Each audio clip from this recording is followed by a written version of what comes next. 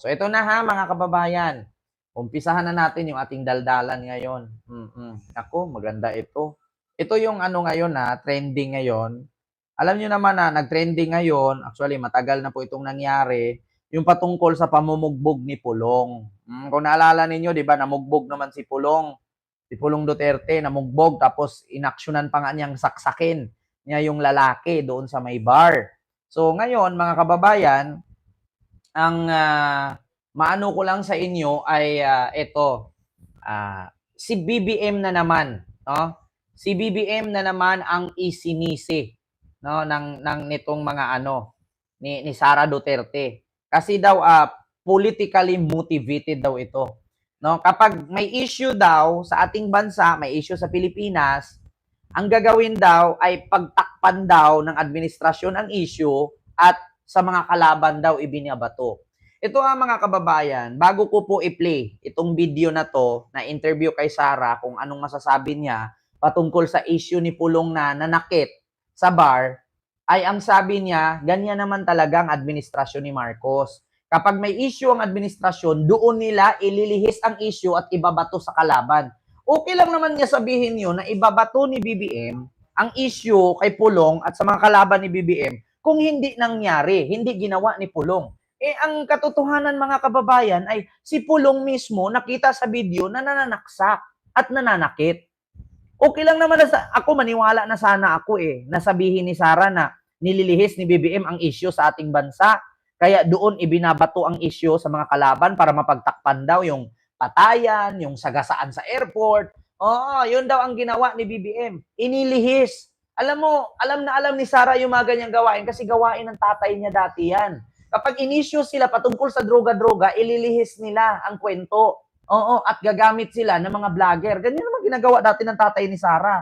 Ngayon, okay, ako maniniwala ako na nilihis ni BBM ang issue doon kay Pulong na instead na tutukan ni BBM yung banggaan sa NAIA at yung mga punit passport at laglag bala, inilihis daw doon sa issue ni Pulong. Maniwala na sana ako ang problema, totoo naman po talaga na si Pulong namugbog. 'Di ba? Hindi mo naman masasabing nilihis. Yung tatay niya noon, naniniwala ako na in-issue ni Laila de Lima patungkol sa West Philippine Sea. Anong ginawa nila? Issue ni Laila de Lima na 6 video ang nilabas nila para mabura ang West Philippine Sea at hindi mapag-usapan si Laila de Lima ang mag-trending.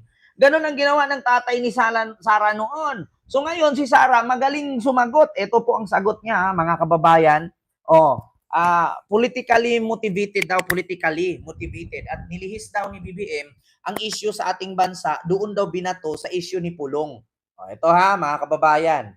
Bumas naman yung kanilang May 1 na 20 pesos ang kilo ng bigas. At syempre dahil hindi naman totoo yung pangako na yun, pabobola lang naman yun sa mga tao, hindi nila kayang i-sustain, ay tinigil. Ayan na naman. Sabi ni Sara dito, nilabas daw nila ng May 1 ang 20 pesos na bigas, hindi naman daw kayang i-sustain yun ni BBM yung 20 pesos per kilo ng bigas, pambubola lang daw yun sa tao. So, ngayon, hininto daw kasi napapahiya daw si BBM, parang ganon. No? Alam mo, sa totoo lang, hindi daw kaya ni BBM yun. Mag-implement ba si Marcos kung hindi kaya? Di ba? Hindi daw kaya ni BBM yun, kaya ina-atras daw ang bigas. Yun ang utos ng Comelec na hindi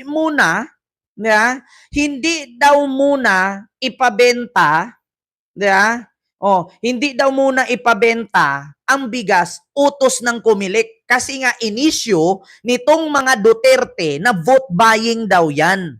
Ngayon na hininto ni BBM at hindi muna pinapatuloy na ibenta ang bigas, ang issue naman ngayon ni Sara, kaya daw hininto kasi hindi kayang i-sustain. Pambubola lang daw sa tao, 'di ba? Naghahamon-hamon kayo kung saan galing, saan na ang bigas na pangako, ngayong itinutupad na gawing 20 pesos per kilo at ngayong naitupad nireklamo ninyo na vote buying.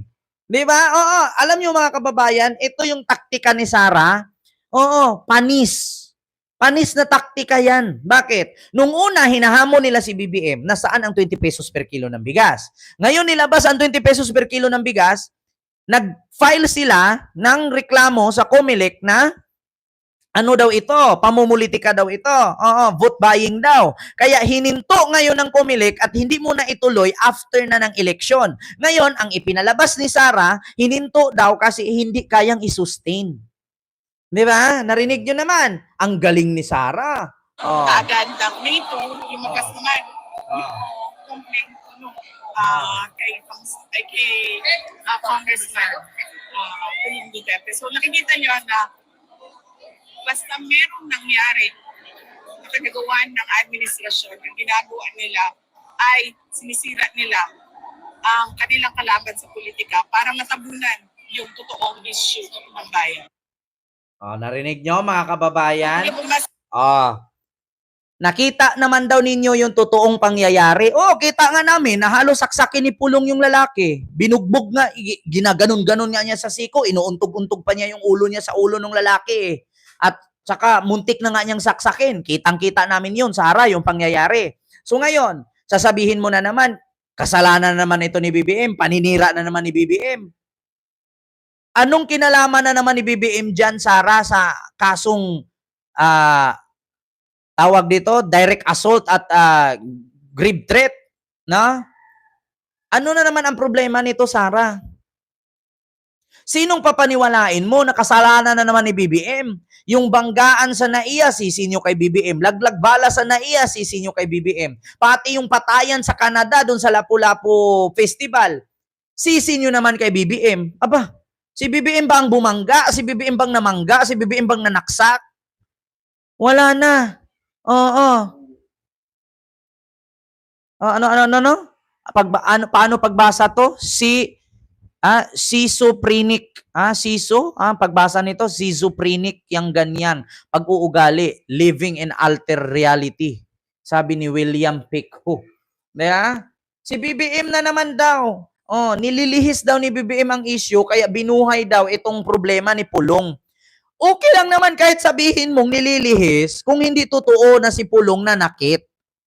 Totoong may video eh. Totoong may nanakit eh. Totoo na halos saksakin na nga ni Pulong yung lalaki. Ngayon sasabihin ninyo, nililihis ni BBM ang issue at para matakpan ang problema sa bayan. Kayo lang naman ang problema sa bayan eh. Kung hindi kayo dyan sa kakadakdak ninyo, hindi nyo kakapanira ninyo sa administrasyon, may problema ba ang ating bansa? Wala. Ang bigas bumaba na, ang mga bilihin bumaba na. Kayo lang ang problema sa bansang ito. 'Di ba? Oo. Schizophrenic. Ganyan po ang pagbasa. Schizophrenic pala ang pagbasa nito. So si Sara Duterte may schizophrenic disorder? Parang ganun po ba? 'Di ba si BBM na naman ang sinisi, mga kababayan. My God, I hate drugs na talaga. Oo, may nagpalipad. Sir Ma'am Kanji Official, maraming salamat sa yung 10 Hong Kong dollar super sticker. Thank you so much. Tignan niyo mga kababayan. Oh, yun daw issue na pananakit ni Pulong sa bar, si BBM daw ang may kasalanan noon. Bakit? Si BBM daw ang may gawa na para ikalat itong video na pananakit ni Pulong sa bar. Anong kinalaman ni BBM dyan? Kasalanan niya nung binugbog ni Pulong at yung nagpakalat dyan, yung may hawak ng CCTV. Hindi po politically motivated yan. Si BBM na naman, Sara? Sinisi mo na naman si BBM? Diyos mio Marimar, Sara. Wala ka ng ibang nakikita. Ba't hindi mo sisihin yung mga kapatid ninyo? Yeah, yung mga kapatid mo, ang pakiusapan mo, alam mo kung bakit? Alam ninyo na mainit kayo sa mata ng tao, gagawa pa kayo ng gulo. Katulad kay Kitty Duterte, nagpa-fake news na may raid daw sa bahay ni Digong. Sakit sa ulo mo yon. Si Pulong nananakit sa bar, namugbog, nananaksak, sakit sa ulo mo yon. Yeah. Tignan nyo mga kababayan sa interview ni Sara Duterte ng News 5. Si BBM daw ang sinisi ni Sara. Kay BBM na naman. Ito Lumabas naman yung kanilang May 1 na 20 pesos ang kilo ng bigas. At syempre dahil hindi naman totoo yung pangako na yun, pabobola lang naman yun sa mga tao, hindi nila kayang i-sustain, ay tinigil kaagad ng May 2, lumabas naman. Tinigil daw ng May 2 yung bigas. Paano hindi titigil? Inireklamo ninyo sa Comelec na vote buying. Kaya nga ang sabi ng Comelec, wag nyo nang ituloy muna. Pagkatapos ng eleksyon, tsaka nyo na ibenta yung 20 pesos bigas. Oh, kasi nireklamo ninyo na vote buying. Tapos ngayon sasabihin mo, tinigil. Pagdating ng May 2, tinigil kasi hindi masustain. Grabe ka fake news at talaga itong si Sara. Oo, dapat dito, ito yung patawag sa Quadcom at i-contempt eh. Oo, grabe ka fake news. Ang galing gumawa ng kwento. Ngayon, Sara, pagkatapos election, pag matuloy ang bigas na na yan, 20 pesos per kilo na yan, mapapahiya ka na naman. Nung nakaraan, sabi mo, ang bigas na 20 pesos per kilo, kanin baboy. Oh, pagkain ng baboy. O ngayon, nung binalita, maganda ang klase ng bigas at kinain pa nga nila doon sa live. Oh, hindi naman kaning baboy. Galit na galit ngayon mga farmers sa'yo kasi kung kanin baboy ang mga bigas galing sa mga farmers, so anong tingin mo sa mga farmers? Minamaliit niya. Itong mga farmers kasi kanin baboy daw yung 20 pesos per kilo ng bigas. Oh, tapos ngayon hindi daw kayang isustain kaya pinahinto. Putang ina. Kaya pinahinto kasi nireklamo niyo sa Comelec na vote buying. At ang sabi ng Comelec, ipagpatuloy pagkatapos ng eleksyon. Tapos sasabi ipakalat mo ngayon, pinahinto kasi hindi kayang isustain. Tapos pagdating dito kay Pulong, yung kanilang May 1 na 20 pesos ang kilo ng bigas. At syempre dahil hindi naman totoo yung pangako na yun, pabobola lang naman yun sa mga tao, hindi nila kayang i-sustain, ay tinigil kaagad ng May 2, lumabas naman yung complaint ko kay Congressman Pulong Duterte. So nakikita nyo na basta merong nangyari na nagawa ng administrasyon, ang ginagawa nila ay sinisira nila ang kanilang kalaban sa politika para matabunan yung totoong issue ng bayan. ano daw? Ang ginawa daw ng administrasyon, nilabas daw yung video ni Pulong at pinakalat para matabunan daw ang kapalpakan ng administrasyon.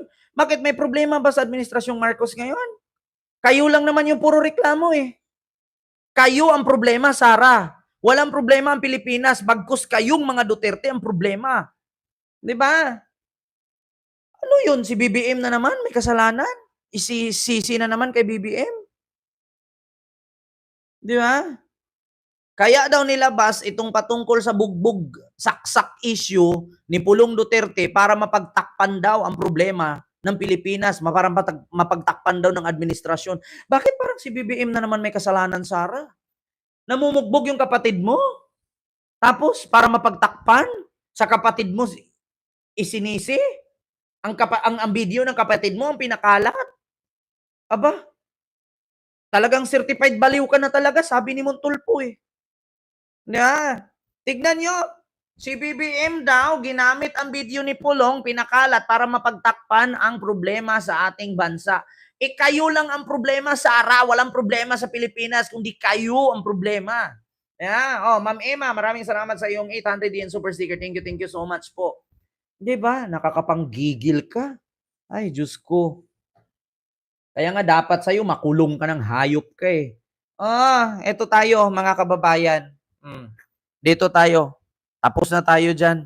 Lahat na lang sisi kay BBM. Pag nag-iyot, nabuntis, sisi kay BBM. Pag dumami anak, nabuntis, sisi kay BBM. Pag walang makain, sisi kay BBM. Ay putang ina ninyo. Magbagyo, magbaha, sisi kay BBM. Ano ba? Parang wala ng kalayaan si BBM dito. Hindi na alam ni BBM kung saan siya lulugar. Dito tayo, mga kababayan. Sara Duterte, certified baliw. Sabi ni Montulfo. Nako, ito na nga. Speaking of certified